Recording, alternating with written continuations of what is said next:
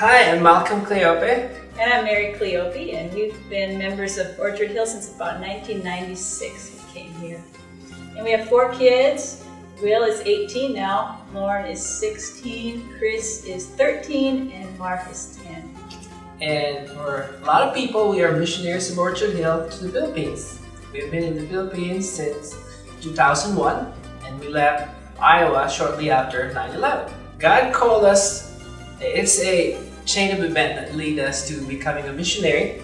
It started with our love group, and we were thinking about missions. There were a few people here from this church that were trying to organize a missions committee way back as early as 1997, and we worked on that. We were meeting on and off, and it was not until my trip to the Philippines to visit my relatives that opened the eyes to start going on mission, and just took it from there.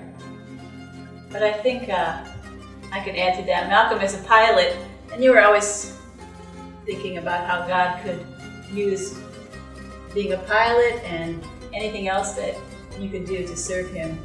And then we were thinking, where is He going to send us? And it worked together that they needed somebody in the Philippines that was a pilot and an accountant, which that's what Malcolm is. So we went there after raising support for a year. That's where we ended up. There's no electricity during the day. Just at night, maybe from 5 o'clock to 11, they turned it on. And you really need it because it's hot and you gotta turn the fans on. And there's no hot water. They do have cell phones, but there's not a whole lot of paved roads, mostly just motorcycles and bikes going around. What do we do in the Philippines? As a missionary, in addition to my skills as a pilot and an accountant, I do other things. Our ministry, the mission is divided into so many ministries, and the anchor of the ministry is the aviation, because the aviation supports the work outside the big cities, which is what we would call remote areas. We have, for ministries, we have the aviation, we have the orphanage, we have the medical, eye, dental, then we have our churches, we have some dormitories, and learning centers for our ministries. Our ministry, the core of our ministry is located outside Metro Manila. And the distance to get to those places is, let me just put it this way, it's taking a boat ride from Waterloo, Cedar Falls to Iowa City in an open ocean. I mean, it's roughly 100 miles away, and it's sitting in the middle of the Pacific Ocean. And to get there, the only way to get there, 2 ways, by plane or by boat. By boat, it's a day trip, and of course, airplane, 1 hour. We are actually the administrative people for the mission. We have the airplane, we have the office, and we support 5 different churches way out there in the remote areas. So we're the ones that fly the people out there to help them. We send out medical personnel, doctors, dentists. Sometimes we send out training teams to help the pastors, encourage the pastors. And they need encouragement. They're out in these remote places with not a whole lot of outside influence. God is at work in that islands for a lot of reasons. We just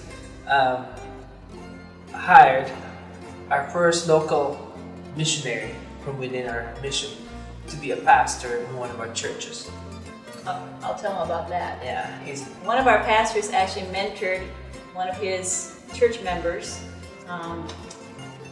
discipled him, and now the church member has moved on to be a missionary on another island, to be the pastor. So it's like they are multiplying now within their church.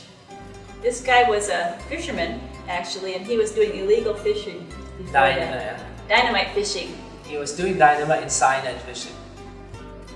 He became a Christian believer and dropped that, and now he's fishing for men on the other island.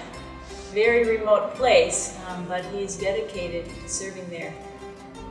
Well, another powerful tool is through the medical outreach, medical, dental, and eye outreach that we do. Every time we go there, we do it at least 2 to 3 times a year. Where a typical outreach we will see in a given day an average of 210 people, combined medical, dental, and eye. And that we also do some minor surgeries on the side to go with it. And sometimes our medical outreach would run through the night. We have some surgeries. And Orchard Hill, the last 3 years, has supported much of our medical outreach by donating some funds to buy medicine. And also sending people. And sending people to do work there in the island. God uses these outreaches to show God's kindness to these people who don't have any medical services out there at all. They would have to take the boat 8 hours to have a checkup on the main island. So we bring it out there. They're so thankful for it, and they get to know the pastor. The pastor is always there to greet the people. It's just a way of connecting them.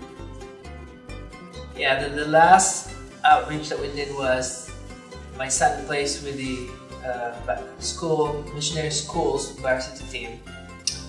I asked him if he can do a last outreach before he goes back to the States to go to college. And he said he was sure. And I asked him if he can do a basketball clinic in the island. He said sure. He brought probably a third of the team. Actually, yeah, less than a third of the team for a 2-day overnight basketball clinic.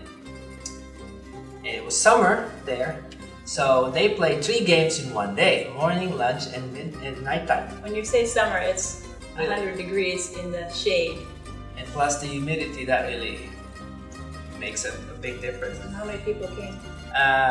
Because they know there were foreigners in there, most of the islanders showed up in the island. We had over 3,000 people watching the game at night, of which they gave me 15 minutes to do an inspirational talk, which turned out to be an invitation to come to church.